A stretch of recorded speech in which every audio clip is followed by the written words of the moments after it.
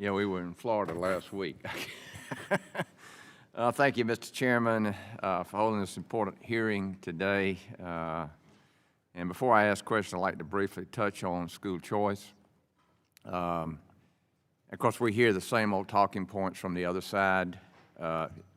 We've got to turn education in this country around, and it's going to take some bold, strong efforts to do that. Innovation is where it's at. Somehow we've got to motivate students too. I mean, obviously, and this indoctrination of children is ridiculous.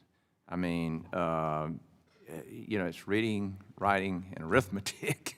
It worked real well for a long time. A child's future success is often determined early in life, and in part of that quality is their K through 12 education.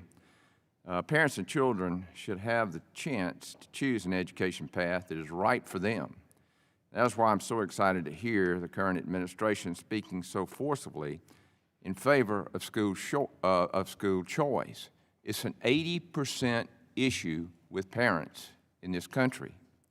With that being said, Mr. Taylor, with rising student loan debt and many young people reconsidering the value of a traditional college degree, there's a growing need for businesses to prioritize skills-based hiring over degree requirements. Last year, the CEOs of Walmart and the Home Depot co-authored an op-ed, "Not Everyone Needs a College Degree," highlighting the importance of this shift across industries. SHRM has been actively encouraging its members to adopt skills-based hiring practices.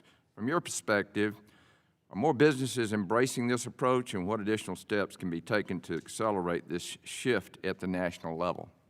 The answer is yes, and for the last 4 or 5 years, if you weren't following it, we have experienced a turnover to tsunami, as they call it, as well as the Great Resignation. We employers need talent. In a knowledge-based economy, you lose if you don't have the best talent.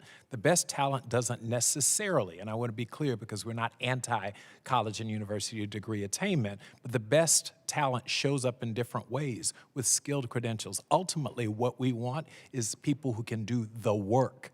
Whether or not they have a degree and whether or not that degree is from a fancy school, employers are committed to allowing. Listen, we've got to fill these jobs, and we're filling the jobs because we have too many people who are underskilled.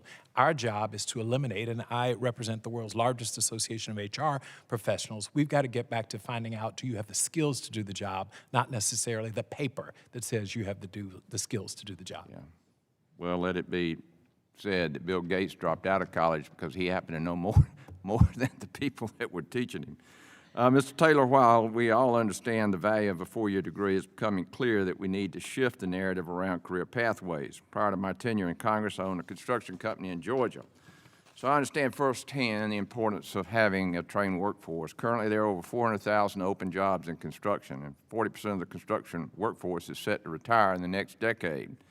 Congress has taken an important step in supporting individuals pursuing skilled trade careers by championing the bipartisan Workforce Pell Act, which would expand Pell Grant eligibility for short-term training programs. However, with critical labor shortages, additional action is needed. Mr.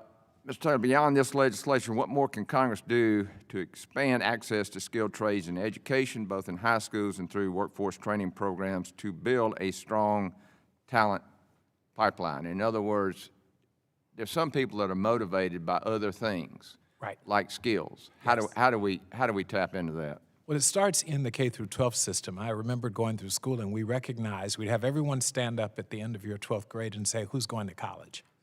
And the people who weren't going to college weren't recognized. We've got to start with letting people know it is okay not to go pursue formal education in the way that we've historically thought about, and that it's okay to go get and acquire skills and be credentialed, and then ultimately a credential that says to an employer you can do the work. So the narrative must change early, that you have not failed because you did not pursue college. That's number one. Secondly, and you've rightly pointed out, after the passage of the legislation, we've got to now talk about it a lot and encourage employers. While people will say they will hire someone without a degree, what all of SHRM's research says is if you put someone in front of you and that person doesn't have a degree but the other person has experience, we still have a bias toward people who have degrees, even for jobs that very clearly don't require degrees. So this is going to require a collective commitment by industry, HR HR professionals, and thanks to you, we have government backing to make jobs available for people who can do the jobs irrespective of the skills, the degree that they may or may not have. Mr. Taylor, I'm out of time. I have two more questions that I want to submit to you, and I'd like to provide, if you would provide answers to those questions for the record.